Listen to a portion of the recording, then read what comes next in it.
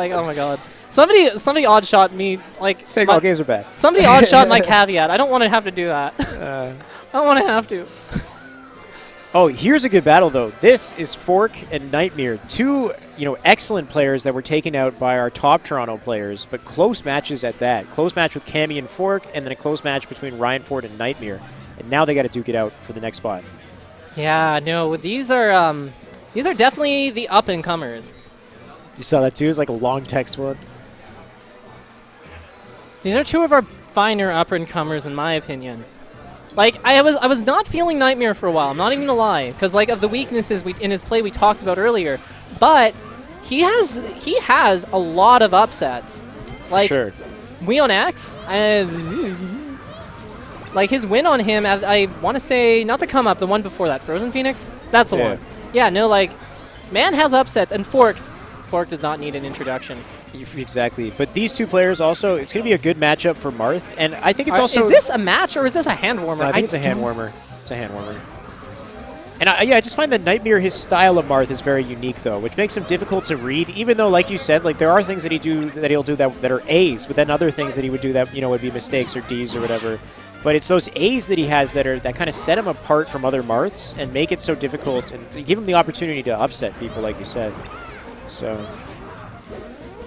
Yeah, no, his style's really, really unique. It's because most Marths are based heavily on positioning, but Nightmare dips more into like a reversal style almost, and then milks the punishment game a little bit closer to like how Mewtwo King plays actually, which is really, really interesting because normally a Marth player who's getting better goes the Dr. PP / Moon / Pew Pew U sort of like direction where it's like positioning, like real estate. Marth is the real estate agent of this game. Good point. But is this a match? I do not think it is a match. This looks like a match now. No, let's treat it like a match. Okay. So we've got no hand warmers. We messed up. They went from like hand warmers into this is actually got. You know what note it was? They neutral started and we didn't catch it. And that's why it started late. But they neutral started, but I don't think they even had 0% with it. Okay, anyway, wobble. And there's not much to say about this other than that's a stock. Yeah, I was actually thinking like when I was hearing wobble back before, like when I was first doing commentary, I was like, there's got to be a song for the wobble that just comes on all the time when somebody wobbles. I vote for the chicken dance. The chicken dance? That makes sense too. No, so we've got camping right now. Yeah. We've got like full screen. I actually like the discipline these players are showing each other because. And again, we noticed that Nightmare is staying on the corner of the stage, but I think that actually is an interesting sensibility in this matchup because he's keeping... Okay, you should have upbeat Nana, but... That's an interesting sensibility because it keeps him out of the line of fire of the grabs. Exactly. So, that is cool. I am a fan. Now, that's the thing, though. If he really abuses these platforms, we can guarantee that the counter pick's going to be Final Destination after this. But I think no matter what Vic does, we're going to FD game 2, unless he bans after your Pokemon. Yeah, after your Pokemon. All right, there's another wobble to close out. Now, Fork actually, the one difference that I've noticed between Cammy's Marth, or Weon X's Marth, and Nightmare's Marth is I think throughout the entire set, Fork only got 1 wobble, or 2 wobbles, I think. But already in the first game, he's gotten 2 wobbles for the first 2 stocks. So, well, Weon X was so efficient about dispatching Nana, and we're seeing Nightmare struggle with that a little bit. Yeah. So there's way more opportunities just because of the nature of how the games are going. But that is a good observation because 100% right. And we're back to the camping. Yeah, no. But you see, now Fork has the percent advantage. Yeah. And we talked about this, about the importance of controlling the ground after he lost to Weon X, so I think that he's going to play for that advantage, and this is going to make this strategy by Nightmare really, really difficult to work. He's going to have to start putting pressure on him. Yeah. That was actually smart there. Like, so he was doing this movement where he was wave dashing back on the platform, like to wave land on the platform, sorry, and Ice Climber's Fork called him out the first time. The second time, Nightmare tricked him into, I don't know, just these little things that are going on. It's good, but the thing is, what Fork is doing really well is that you notice, even though he got that really good hit on him on the air, and even got that string started, he's not able to get much going on the Popo. Yep. And the Popo's always has stage control. So even if he starts getting a little crazy, he's not being able to convert. Yeah. which is kind of taking away a lot of what Nightmare's good at. Yeah, I will say that this platform camping seems to be going in Fork's favor right now. That's the split up that we needed, though. He could save him. That helped a lot because now he can contest the ground more freely without being worried.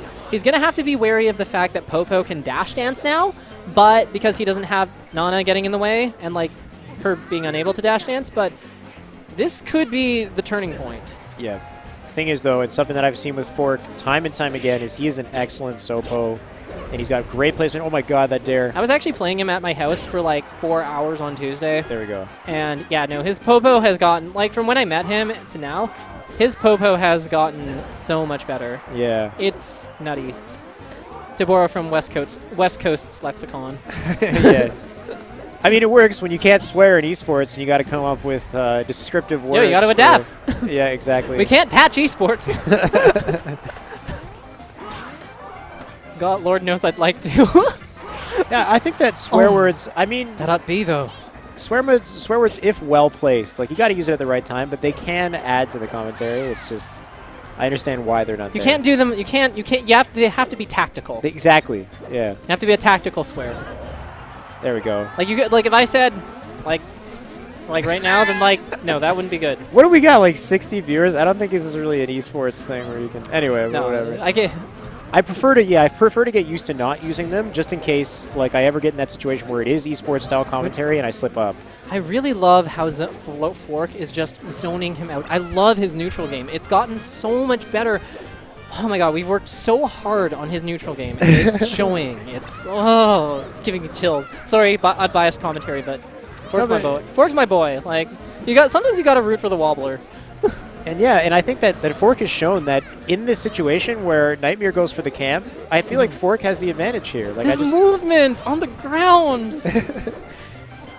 Oh my god, like Fork. Fork. Oh my god. Who is this man? Oh my god.